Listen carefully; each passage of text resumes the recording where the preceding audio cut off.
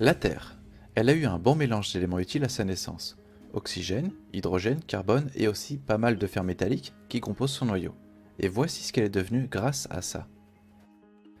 Il y a 4,6 milliards d'années, la toute jeune planète à peine formée n'est qu'une boule de matière très chaude.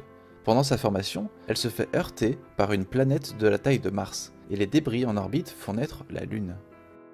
Il faudra attendre 200 millions d'années plus tard pour que la température descende vers 90 degrés et permette à l'eau jusque-là en gaz de devenir liquide et ainsi se répandre sur la majeure partie de la Terre. De là, il se met à pleuvoir pendant des millions d'années.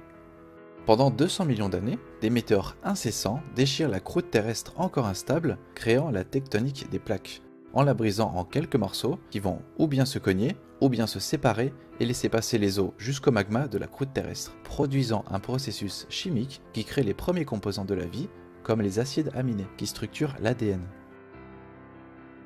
Environ vers moins 3,8 milliards d'années, d'après des fossiles connus, la vie était florissante de micro-organismes primitifs, les premières formes de vie. Mais c'est 300 millions d'années plus tard que des algues bleu-vert naissent. Ils sont capables de fixer le carbonate de calcium et fabriquent des stromatolites, des espèces de gros champignons de calcaire qui leur servent de colonie. Ils sont en fait des bactéries capables de photosynthèse. Grâce à leur prolifération, ils permettent donc de synthétiser de l'oxygène sur Terre avec le carbone en grosse quantité et l'abondance de lumière solaire.